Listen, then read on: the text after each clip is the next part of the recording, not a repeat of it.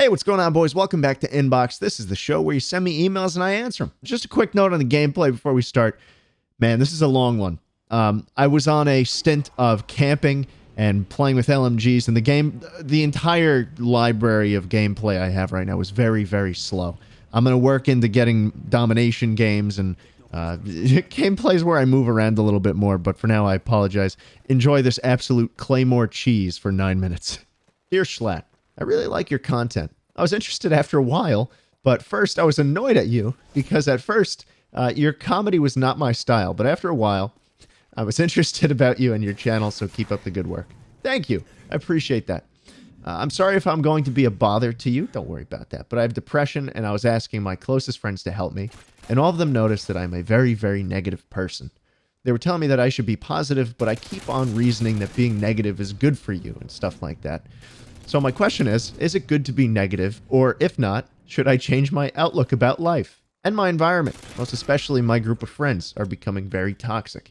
And sorry to make this long, but should I move to another school because basically every group of boys in the school are like that? And sorry for being a bother, but the last one, should I tell my parents about depression?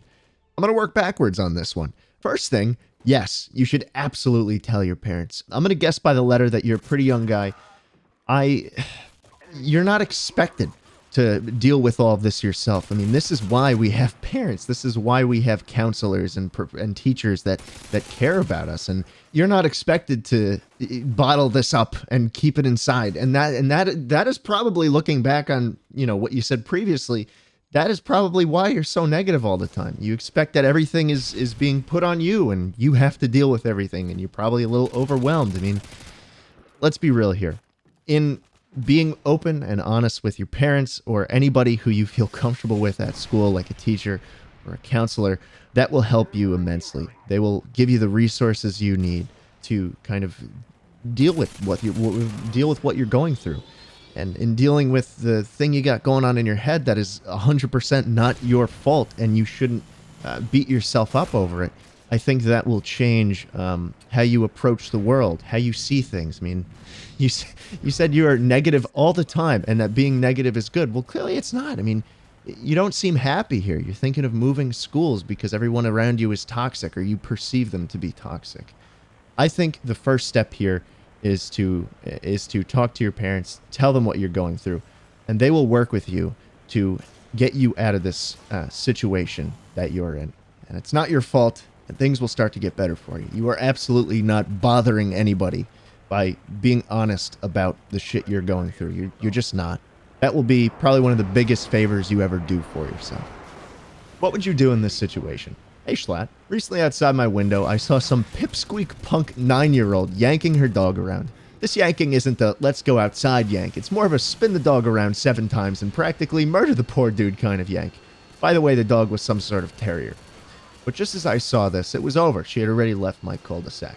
I had an overwhelming sense to go outside and take the dog from her using the same force she used to abuse the dog.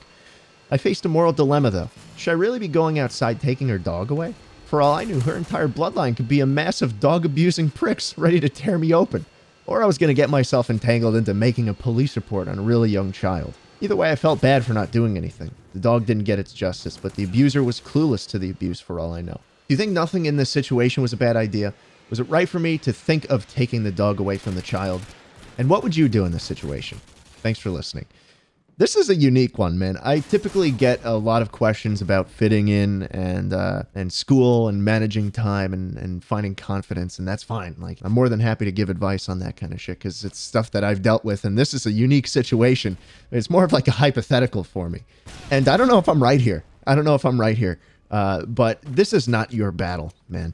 I think it's good that you had the impulse to do something, but I don't know if I would have ran outside and yanked the dog away with the strength of 1,000 suns. That's probably just because I'm a lazy guy, and if I saw it at the window, the biggest thing I'd probably do is just yell. Just go like, hey, what are you doing? This comes down to a parenting thing for me. I don't think there are many dog abuse rings these days. I could be wrong. And I could be giving you the wrong advice here. I think that you had the right impulse to do something. I don't think taking the dog away would have solved anything, to be honest. I don't think filing a police report would have been worth it. And yeah, I probably would have just watched it too. That's what I'm thinking about this one. Thanks for the question, man. The struggle with esports. Heyo, Schlatty. I'm an up-and-coming Super Smash Bros. Ultimate competitor at 16, and I don't know if my family or friends can handle me trying to become a professional for a living. I just want to hear your opinion on whether or not this would be a sustainable choice to make for my future career. I guess the main point of this email is to tell you that I'm scared. My parents have only been somewhat supportive with me trying this, but they still refer to it as not a real job. My friends often criticize me for not doing well in school and not being as smart as them. And I've never been the smartest kid, and trying to explain to them why I want to do this is easier than my parents. It is harder because they somehow make more fun of me than my parents. Okay, so what he's saying there is that he'd think it'd be easier to tell his friends, but his friends just kind of make fun of him. Anyway, I want to hear what you have to say. Love you, buddy. No homo. Now, I'm going to be honest with you, man. I don't know much about Smash. I don't know anything, actually. I don't know anything about the competitive scene. I don't know whether or not it's a viable career. And I don't know how those people balance it. But I do have friends, I think. And one of those friends is a Smash player. He does it for a living. He's been doing it professionally, and he's also a streamer. You might know him as Ludwig. But I asked him, can you help this guy out? And here's what he said. Thanks, Schlatt. Hey, this is Ludwig. I've more or less made my life off of Smash for the past year. And when I first started playing Smash in 2015, I was in a really similar spot to you. I loved Smash and wanted it to be my career, but I didn't have the support of my mom, friends, or even my girlfriend at the time. And I realized you need a support group in life, and your friends and family are a support group. But they're not your only support group. It helps to have people know what you're going through, and then they can give you advice because they're going through the same thing. They just get it. You don't have to explain them what Smash is, why the percent goes up, why you main Inkling, why DK sucks. None of that matters. They already know what's going on. It's like an AA meeting, all right? Alcoholics Anonymous. They need other alcoholics to help them go through what they're going through.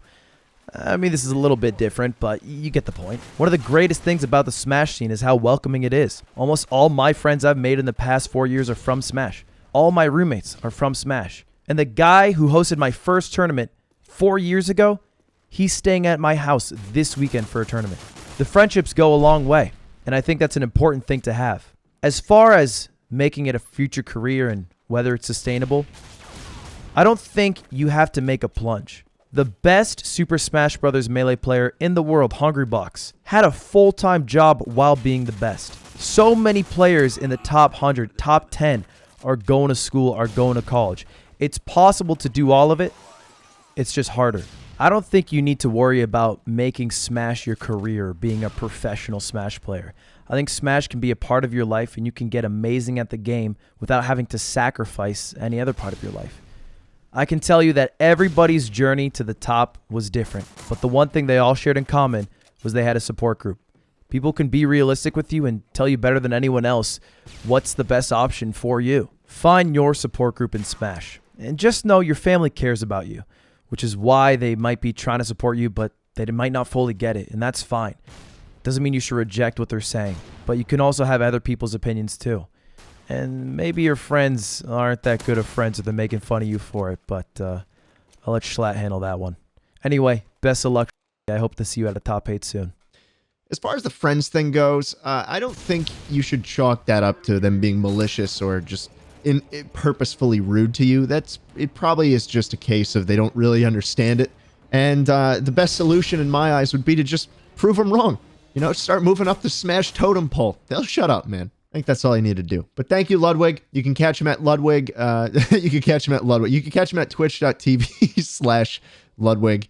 And he is a funny guy. He puts on a good show. I think you should watch him. Anyways, that's it for this week's inbox. You have any questions, you can email me at jschlatt@pm.me. And I'll see you next time.